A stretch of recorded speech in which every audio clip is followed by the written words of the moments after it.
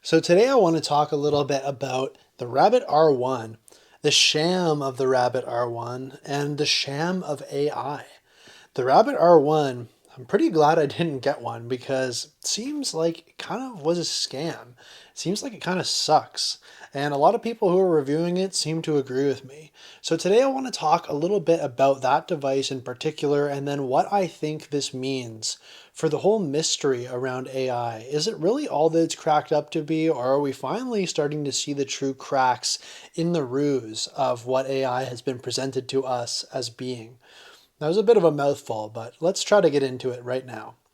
If you don't know me, I'm Spencer, and I like to talk about simple living, frugality, and ways to cut down on your technology usage, sometimes through the use of other technologies. So, the Rabbit R1. Originally, when this thing was announced, I wasn't really that interested in it. I thought it was interesting looking, but I wasn't really thinking that there was any application for me. After I talked to a few different people about it, though, I started to change my opinion. I started to see the appeal for somebody who was looking to disconnect from technology by kind of letting the rabbit do that work for you. Doing all the things that you would typically do on your smartphone, but letting the AI handle actually interfacing with that tech. You just ask it to do that stuff, it brings the information out for you. You don't really have to go into those devices and be distracted. It seems like a pretty good value proposition when you think of it like that. So I was considering ordering one, but I'm kind of glad that I didn't because as it's been released, a lot of the reviews have been coming out and they're not good.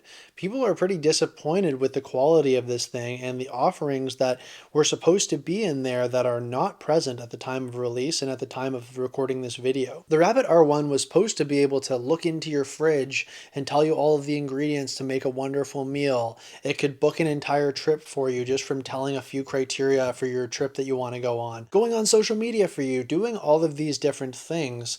But now that it's been released, it can only do four things. It can do DoorDash, it can do Uber, it can do Spotify, and it can do Midjourney. But now I'm pretty sure that it can't even do DoorDash. Apparently, the DoorDash rabbit is down for maintenance. So there's only three things that it can possibly do right now. If I'm wrong, I'll correct that, but it was certainly down at one point very recently. And when they first announced it, there was supposed to be like I think hundreds of things they said they were working on for it to be able to do, apps that it would be able to interface with and handle for you, for the person that it's assisting. It's supposed to be an AI personal assistant. The other thing is that Android Authority made a video pretty early into the release of the Rabbit that they claimed they were able to basically make the Rabbit run through a smartphone. They claimed that it was running kind of a stripped down version of Android, and they were able to boot up a very basically identical looking version of the R1 on a phone and ask it questions, and it was able to answer those questions. So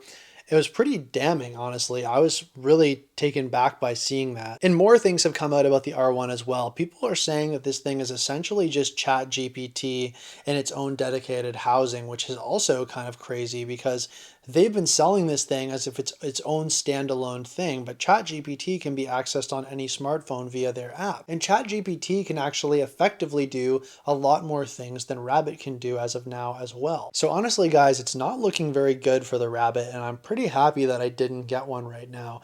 Now, it's not to say that they're not going to be able to turn this thing around and build it out to the point that it's able to do something close to what they promised, but I'm honestly not very optimistic at this point. It kind of seemed like a pyramid scheme type deal where they were trying to funnel a lot of money into the project by getting people really excited about it and then deliver kind of a really half-baked product at the end of it all. And who knows whether they're going to ultimately deliver something like they've promised in the end. I hope for the people who bought it that they ultimately do get what they were promised, but that is part of the downside of being an early adopter. Sometimes you just get screwed with these junk products. I've been kind of mulling around this idea about what AI actually is for a little while now. I've been very I don't know, skeptical about what AI has been kind of said to be by these companies.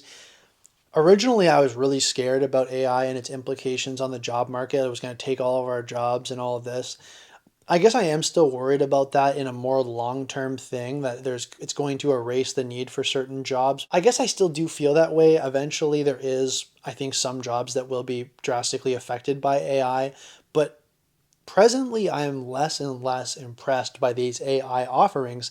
And it really just feels like things that we've already had for the last few years, but just kind of dressed up with lipstick and given these names like Sora. Again, I'm not a computer scientist. I really don't have enough of a tech background to speak super technically about this thing, but I'm just giving you my layman's take on what I see here. And that is that it really just seems like they're using a similar type of algorithm, these language models that they're talking about, right? Like similar to how Google works or how the YouTube algorithm works or how any social media algorithm works, which they don't share with us. So we really don't have much of an idea of how it works.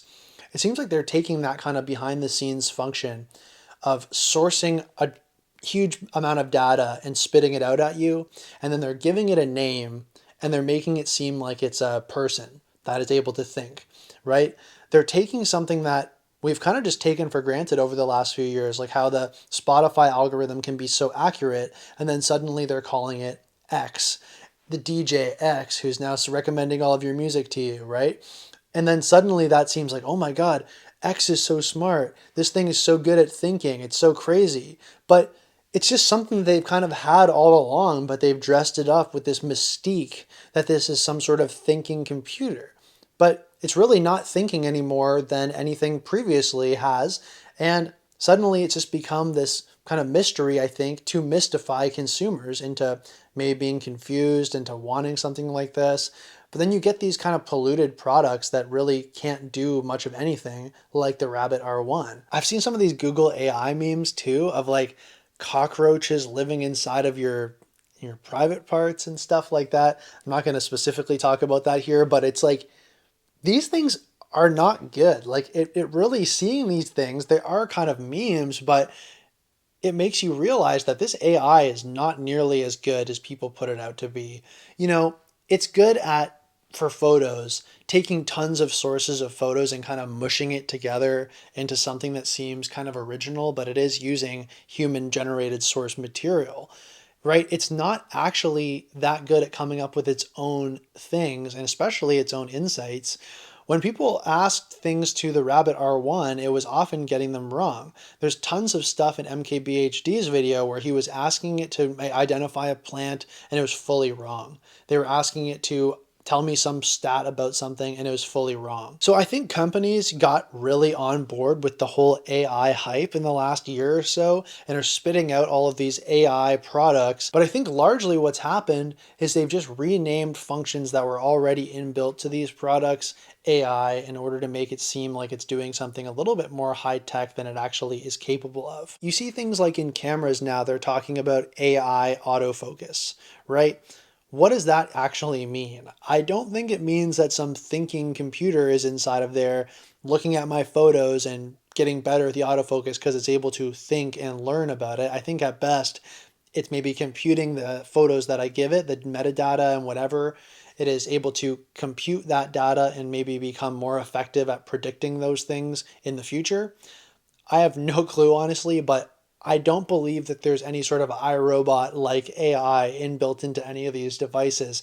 I think largely this is marketing. So honestly, through all of the failure devices that have been coming out recently trying to pimp the AI name, I'm actually becoming more optimistic about our future and the actual threat of AI. I don't think it's nearly as close as people think it is. I've said before that human generated content is always going to be desirable. Like documentary is never going to be able to be taken over by AI because people want to like see and hear and feel these human experiences, right? Like this, what we're having right here, a community, a real conversation. People want to have this. They're not going to be able to replace that with computers. And even in the narrative stuff, there's going to be very limited capacities where it's going to be able to actually replace somebody. I think at best, it's really just a dressed up function of things that already existed. And it's not going to really take away people's jobs. I think ultimately it's just going to aid people in doing what they were already doing and making certain kind of tedious functions easier. So I think that's really the scope that AI is ever going to get to, at least in the next few years. For example, the clone tool was always a thing in Photoshop to be able to take a piece of the photo and then duplicate it kind of to fill in something and to maybe disappear something in the image. Now they have these AI based technologies where it's able to kind of auto clone tool and take out large portions of the photo and recreate it. That's really impressive. I don't think it's going to take anybody's job. It just maybe is going to take somebody who instructs Photoshop classes or something like that. It makes it a little bit easier, but it's not going to take away the job. And ultimately, people are only going to use that in certain applications when they're wanting to make these hyper real advertisements and things where you're taking a photo at some maybe like place in Rome or something and you want to get rid of all the tourists in the background. But you're not actually documenting real life at that point, right? So I think that AI just really can't encroach too much on the human experience. That's a bit of a tangent, but ultimately, I just am really confident at this point in the immediate future that we don't really have much to worry about with this AI stuff because there is impressive innovations coming out of this. Okay, I'll use that word innovations and I will mean it. However, the majority of it is, I think, just dressed up stuff that already existed, just computers with lipstick on it. And companies are trying to hop on that marketing bandwagon in order to sell you new things that you didn't really need and mystify you as to the processes that are going on behind the scenes by calling it artificial intelligence, by making you picture some sort of iRobot or C3PO situation, and it's not that. So that's about it for today, guys. Just a little bit of a rant and ramble on this subject because I just think it's a bit bizarre what's going on with this. Like everybody seems to be spitting out some sort of AI based thing. And it's like, really, we have all these like computers that are thinking now suddenly? Like, what's going on here? And the more I've looked into it and the more that I've seen these devices really not deliver on what they've promised, these little quirky kind of failures of these things not being able to provide the right information, doing bizarre things in their recreations of imagery. Like, look, there's clearly an improvement of the technology. I don't want to take away that aspect of it. It's not a joke, but it's definitely not as far along as people have dressed it up to be.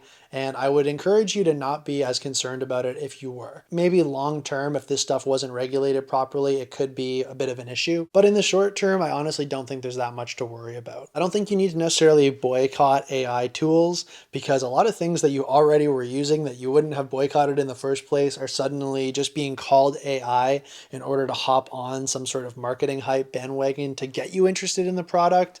So I just think everything's going to be called AI for the next little while, even stuff that really isn't, really doesn't meet the criteria. So just be a conscious consumer out there, right? Just pay attention to what's going on, see kind of what these products actually are, and don't just take them at the face value that the company presents them as.